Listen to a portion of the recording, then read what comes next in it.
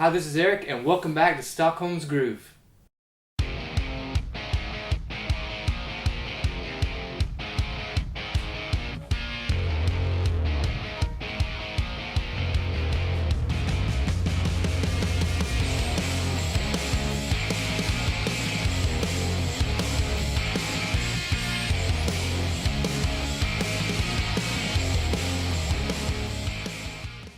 Today we're so excited. We have Linda Hamfors with us, and she's just sang the song You're the One for Me. You're the One for Me.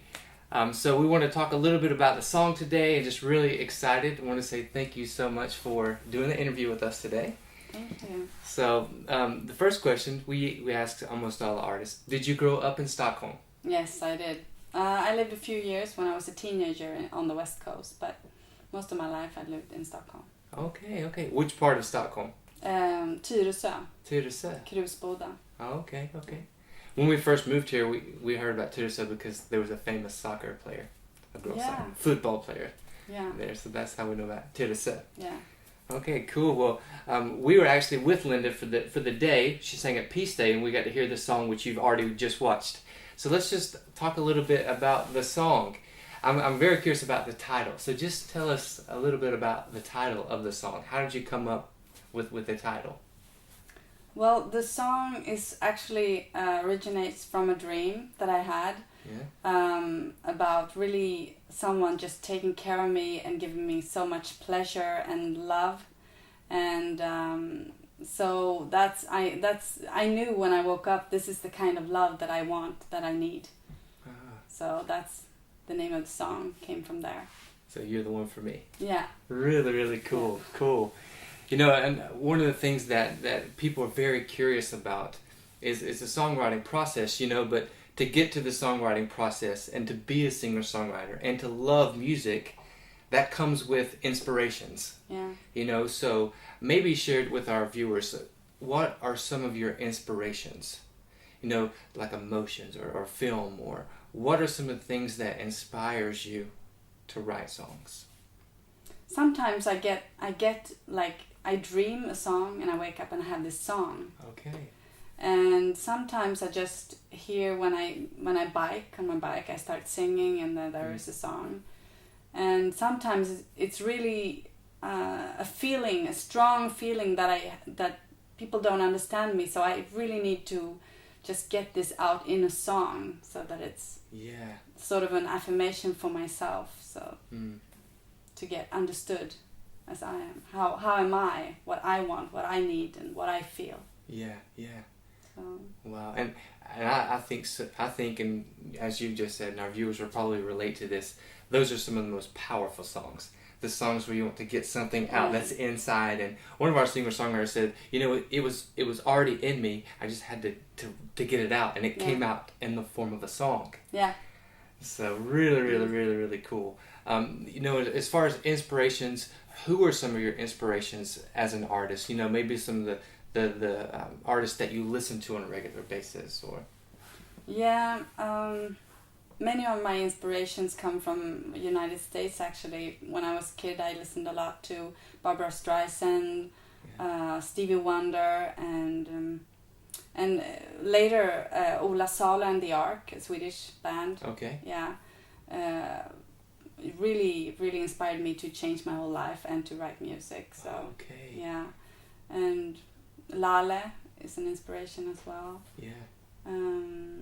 Yeah, I also like sitting by the piano, and so I get inspiration from classical music too.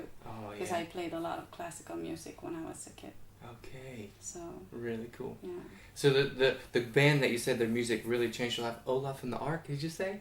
Well, the Ark is the name Ark, of the, okay. Yeah, that's the name of the band. I don't think they play anymore, but okay. they just gave 3 records, I think. But the front figure is Ola Salo. Okay, Ola Salo. So yeah.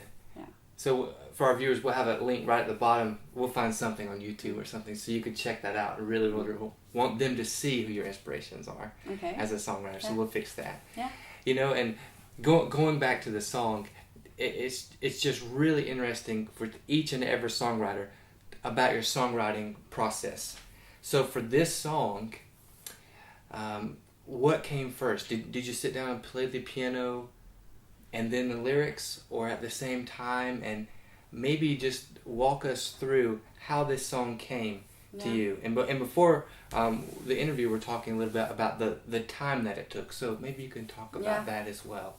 Actually, when I started writing the song, I was in singer-songwriters class, full-time studies at Kulturama, and the teachers told us to write a song in couples. So I was with a girl and we wrote this song, and it wasn't finished, and we weren't. She didn't agree with me how it was going to be developed. And but actually it was one of the teachers who said that there should be a chorus, because I thought that sort of the bridge was the chorus. Oh, wow. But she said there should be a chorus, and I think she was right, because I love the song the way it is now.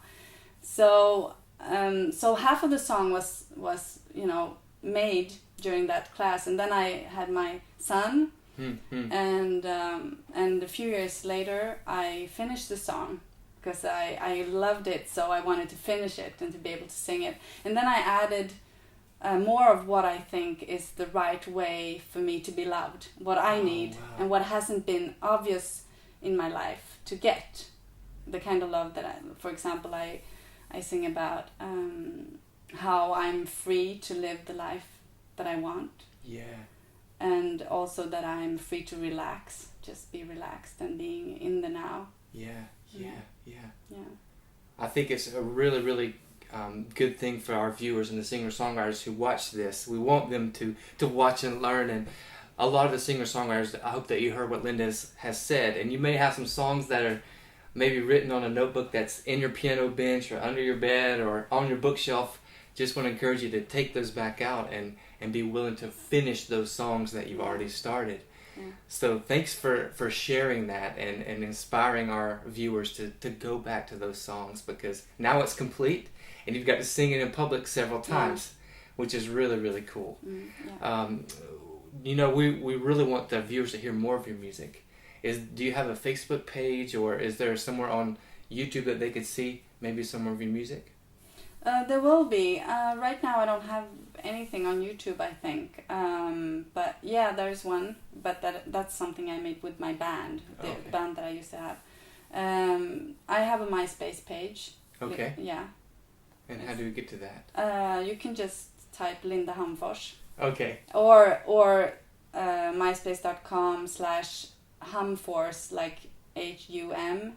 And force, as in Air Force. Okay, cool. And right there at the bottom, you see that flashing right now. So you can go there, and we'll include a link so they can click there and go see your stuff. So I just want to add that I've been very inspired in being an artist from Melodifestivalen and Eurovision Song Contest. Okay. When I was a kid, I watched that. And also when I see artists being on stage and wanting to give the message of peace and hope and love, and that there is that there is good in everyone. It's just, and many of my inspirations are Christians from the United States, and they just glow. It's like there's something magic, and that's why I wanted to go into music, because I wanted to be part of that glow, that that love. It's like love. It's like really giving to people. Yeah. Who listen. I want to give. I just want to share. I just want to give trust to people. Wow. Yeah. And that's definitely what Stockholm's Groove is for, inspiring. And you do inspire others with your attitude, and you're just longing for that. So thank you for your inspiration. Thank you. And just want to say thank you so much for being a part of Stockholm's Groove today, Linda. We really appreciate it. Thank you for having me here. Oh, you're so welcome. And we'll see you next time.